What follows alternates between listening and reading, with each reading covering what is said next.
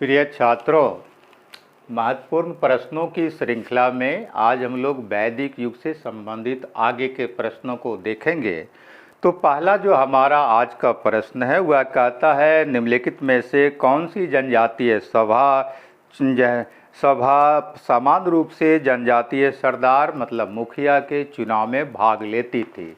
तो जो विकल्प दिया है संस्था के बारे में वह 4 विकल्प है। ए में समिति, बी में सभा, डी में गण और सी में गण और डी में विधाता मतलब विदत।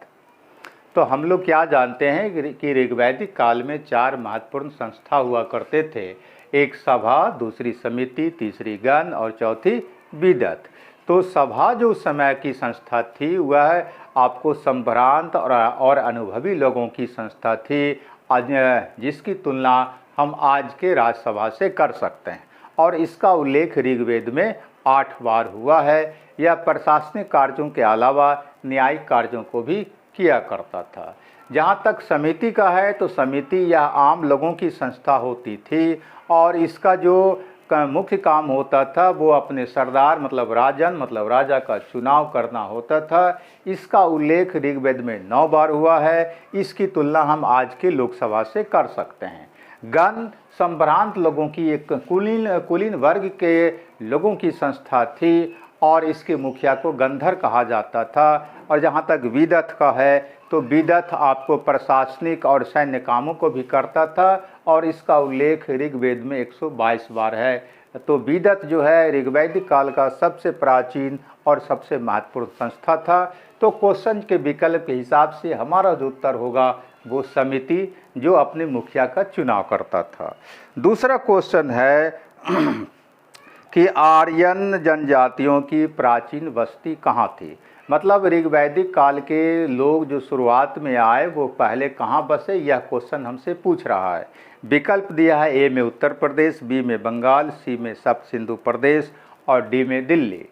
तो हम लोग क्या जानते हैं कि ऋग्वेद में जिन नदियों का चर्चा है उनमें से 4 जो नदी है वह आज के डेट में अफगानिस्तान में है। एक कुबा मतलब काबुल, दूसरा कुरमु मतलब कुर्रम, तीसरी जो है गोमती मतलब गोमल और चौथी जो है सुबास्तु मतलब स्वात। और उसके अलावा सप्त सिंधु प्रदेश का ऋग्वेद में उल्लेख है और यह जो सप्त सिंधु प्रदेश था वह सिंधु और उसकी सहायक नदियों से जैसो घिरा हुआ इलाका था। तो सिंधु हो गई, सतुद्री मतलब सतलज हो गई, सरस्वती हो गई और जो है सो आपको परुस्नी, रावी, झेलम, चेनाब इन सारी नदियों से घिरा हुआ यह सप्त सिंधु प्रदेश मतलब पश्चिमोत्तर भारत का इलाका था। इसके अलावा ऋग्वेद में आपको कश्मीर की एक नदी जो है सो मरुदविर्धा का भी चर्चा है और हिमालय की एक चोटी मुजबंत का भी चर्चा है। तो कुल मिलाकर के हम लोग क्या देखते हैं कि ऋग्वैदिक काल में आर्यों का जो विस्तार होता है तो शुरुआत में जो है आपको अफगानिस्तान से लेकर के पंजाब तक और उसके बाद जो है आपको पश्चिम में अफगानिस्तान, पूरब में आपको गंगा का पश्चिमी तट, उत्तर में कश्मीर और दक्षिण में उत्तरी राजस्थान तक होता है। तो जो विकल्प दिया है उस हिसाब से हमारा उत्तर सी होगा, सप्त सिंधु प्रदेश। तीसरा क्वेश्चन है, ऋग्वैदिक काल के प्रारंभ में निम्न में से किसे महत्वपूर्ण संपत्ति समझा जाता था। ए में भूमि, बी में गाय, सी में स्त्री और डी में जल। तो हम लोग क्या जानते हैं कि ऋग्वैदिक काल में आर्यों का जीवन खाना बदोश का जीवन था। वो अस्थायी रूप से कहीं बस नहीं पाए थे, तो इसलिए कृषि और भूमि उनके लिए कोई महत्वपूर्ण स्थान नहीं रखता है।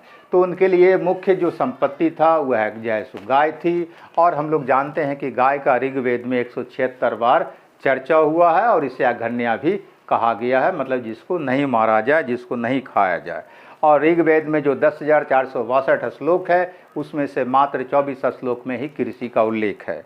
अब अगला क्वेश्चन जो है हमारा वो है आपको पूर्व वैदिक आर्यों का धर्म प्रमुख था। तो पूर्व आर्य मतलब क्या है कि ऋग्वैदिक आर्य जो थे उनका धर्म कैसा था, ये क्वेश्चन जैसो दे रहा है।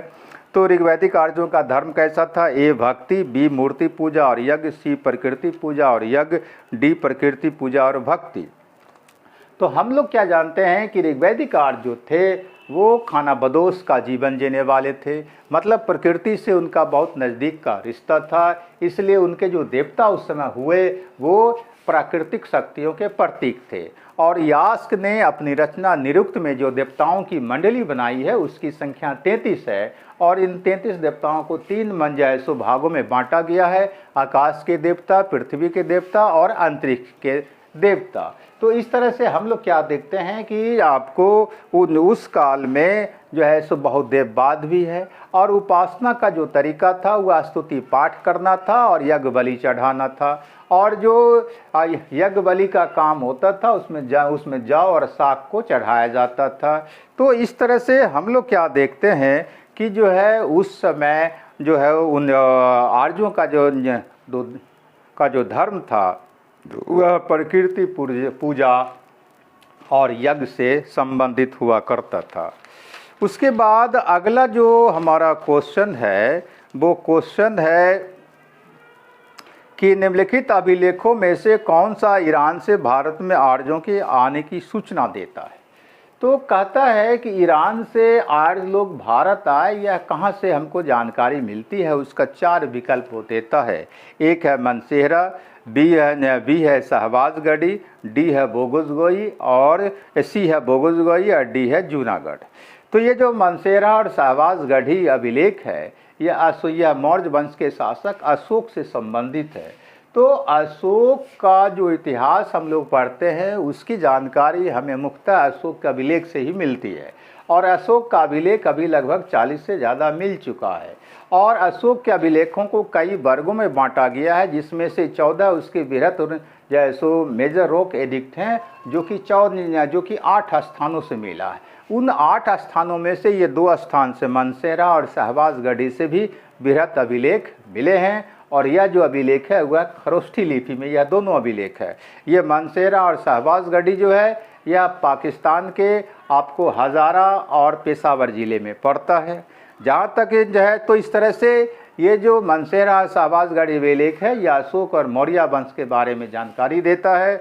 डी जो है बोगुसगोई अभिलेख जो है यह 1400 BC के आसपास का अभिलेख है, और यह एशिया माइनर में पाया गया। एशिया माइनर मतलब पश्चिम बंग एशिया, मतलब आज का तुर्की। तो तुर्की में बोगुसगोई नामक जगह पर एक 1400 ईसा पूर्व का अभिलेख मिला है, जिसमें 2 वहाँ के जो कबीला ग्रुप हुआ करता था, एक खत्ती और दूसरा मितन्नी। तो खत्ती और मितन्नी कबीलों के बीच एक संधि हुआ है, और उस संधि के गवाह कुछ देवताओं को बनाया गया है। और वो जो देवता हैं वो कौन कौन देवता हैं? इंद्र हैं, मित्र हैं, वरुण हैं और नासत हैं। तो नासत की पहचान आपको ऋग्वेद में अश्विन देवता से की गई है। तो ये सारे जो देवता थे जिनका उल्लेख बोगुसगोई में हुआ है वो तो हमारे ऋग्वेद में भी है। इसलिए माना जाता है कि ये आर्य लोग जो है हमने भारत आए वो मध्य एशिया से ईरान होते हुए भारत आए, और ऋग्वेद में जिन देवताओं का चर्चा है वही आधुनिक तुर्की के बोगुसगोई में वैसे उन्हीं देवताओं का चर्चा है। उसके बाद जूनागढ़ अभिलेख डी में है। तो जूनागढ़ अभिलेख जो है वह मौर्य वंश के पतन के बाद हम जानते हैं कि भारत में क्षत्रिय राजवंशों का उदय हुआ, उसमें से एक शक शासक वंश भी था। तो शक शासक वंश का सबसे महत्वपूर्ण शासक आपको कौन होता है? रुद्रदामन होता है, और रुद्रदामन ने 150 ईस्वी के आसपास ये जूनागढ़ का अभिलेख लगवाया था। और इसी अभिलेख से हमें जानकारी मिलता है कि मौर्य वंश का जो संस्थापक चंद्रगुप्त मौर्य था उसने सौराष्ट्र प्रांत में सुदर्शन झील का निर्माण करवाया। उसके बाद अशोक ने उस झील का पुनर्निर्माण करवाया। उसके बहुत दिनों के बाद जब गुप्त वंश का शासक स्कंदगुप्त हुआ तो उसने भी उस झील का पुनर्निर्माण करवाया। तो इस तरह से जूनागढ़ अभिलेख से हमको 4 शासकों के बारे में जानकारी मिलता है, और 3 जो है सो वंशों के बारे में। एक जो है मौर्य वंश से वो जो है आपको चंद्रगुप्त मौर्य और अशोक, शक वंश से जो है सो जूनागढ़ आपको रुद्रदामन, और जो है गुप्त वंश से स्कंदगुप्त के बारे में। तो इस तरह से हमारा उत्तर होगा सी बोगुसगोई। उसके बाद अगला क्वेश्चन है निम्नलिखित में से किसने आर्यों के आदि देश के बारे में लिखा? ए शंकराचार्य, बी वेनिवेशन, D C Vivekananda, D Bal Gangadhar तिलक। तो शंकराचार्य जो हैं हम जानते हैं कि ये जो है सो हिंदू दर्शन के प्रकांड विद्वान हुए और इन्होंने श्रीमद् भगवत गीता और उपनिषदों पर जो है सो भाष्य भी लिखा। इनका सबसे जो महत्वपूर्ण योगदान है, भारत के 4 दिशाओं में 4 कोनों में जो है 4 मठों की स्थापना माना जाता है। इनका जन्म केरल में हुआ था, लेकिन जीवन का अधिकांश हिस्सा उत्तर भारत में जो है सो कटा।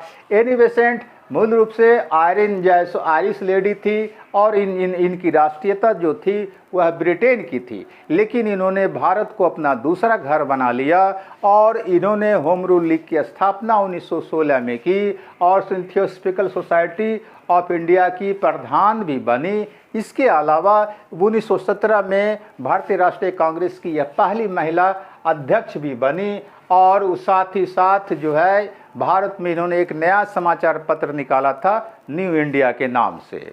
अब आता है आपको हम जानते हैं कि विवेकानंद विश्व प्रसिद्ध आध्यात्मिक गुरु थे और जो है इनका जो प्रसिद्धि रहा उसका मूल वजह रहा कि अमेरिका और यूरोप के देशों में हिंदू दर्शन का प्रचार करना। और 11 सितंबर 1883 को अमेरिका के शिकागो में इन्होंने विश्व धर्म संसद में जो भाषण दिया वह विश्व प्रसिद्ध हुआ। उसके बाद डी है बाल गंगाधर तिलक। तो बाल गंगाधर तिलक ने ही लिखा था कि आर्यों का मूल निवास स्थान जो है उत्तरी ध्रुव है। तो इस तरह से जो क्वेश्चन कहता है कि आर्यों के आदि देश के बारे में किसने लिखा, तो उत्तर होगा डी बाल गंगाधर तिलक। अगला क्वेश्चन है आपको 7वां, गोत्र शब्द का प्रयोग सर्वप्रथम हुआ है। तो ए में अथर्ववेद में, सी में जैसो ऋग्वेद में, बी में ऋग्वेद, सी में सामवेद और डी में यजुर्वेद। तो हम जानते हैं कि गोत्र शब्द का उल्लेख सबसे पहली बार ऋग्वेद में हुआ और गोत्र से ही व्यक्ति की पहचान होती थी और गोत्र का जो अर्थ होता है वो गोष्ठ होता है अथवा वह स्थान जहाँ पर समूचे कुल का गोधन पाला जाता था। हालांकि बाद में आपको ये गोत्र जो है मूल पुरुष से उत्पन्न होने से भी संबंध रखने लगा और ये गोत्र व्यवस्था जो है उत्तर वैदिक काल में बहुत ही स्थापित हो गया और बाद में विवाह वगैरह भी गोत्र से बाहर करने की परंपरा चल पड़ी। तो उत्तर हमारा यहाँ पर होगा बी ऋग्वेद। उसके बाद 8वां क्वेश्चन है, प्रसिद्ध 10 राजाओं का युद्ध किस नदी के तट पर लड़ा गया? ए गंगा, बी ब्रह्मपुत्र, सी कावेरी, डी परुष्णी। तो हम लोग जानते हैं कि ऋग्वेद में गंगा नदी का केवल एक बार चर्चा है। आपको ब्रह्मपुत्र का ऋग्वेद में चर्चा नहीं, कावेरी का ऋग्वेद में चर्चा नहीं। डी जो है परुष्णी, तो परुष्णी नदी मतलब आधुनिक रावी नदी के किनारे ही जैसो 10 राजाओं का युद्ध हुआ था जिसको दासराग युद्ध भी कहा जाता है। और यह जो युद्ध हुआ था हम लोग जानते हैं कि एक तरफ जो है भरत वंश के राजा सुदास थे, दूसरी तरफ जो है 10 जनों के राजा थे। और इस युद्ध का जो मूल कारण था वह यह था कि जैसो भरत वंश के राजा सुदास ने अपने पुरोहित विश्वामित्र को हटा करके दूसरे पुरोहित वशिष्ठ को अपना पुरोहित बना लिया था और नाराज होकर के आपको विश्वामित्र ने 10 अन्य जनों को इकट्ठा करके सुदास के खिलाफ युद्ध की शुरुआत करवा दी थी। हालांकि इस युद्ध में सुदास की विजय हुई थी। तो इस तरह से जो है सो हम कह सकते हैं कि ये 10 राजाओं का युद्ध जो है वह परुष्णी नदी के किनारे लड़ा गया, मतलब उत्तर हमारा डी होगा। उसके बाद है कि ऋग्वेद में उल्लेखित शब्द यब किस कृषि उत्पाद हेतु प्रयोग में लाया गया? तो यब जो है वह आपको जौ के लिए ऋग्वेद में उपयोग में लाया गया था और उस काल में अतिरंजी खेरा से जो कुछ साक्ष्य प्राप्त हुआ है वो आपको चावल, गेहूँ और जो है ईख का जो है सो साक्ष्य प्राप्त हुआ है। और उसी ढंग से आपको जो हस्तिनापुर था वहाँ से भी चावल का साक्ष्य प्राप्त हुआ है। तो चावल को बिरही और तंदूल कहा जाता था, गेहूं को गोधूम कहा जाता था और जो है आपको गन्ना को जो है इच्छू कहा जाता था। तो जो क्वेश्चन है क्वेश्चन के हिसाब से यब किसे कहा जाता था तो उत्तर होगा ए जौ।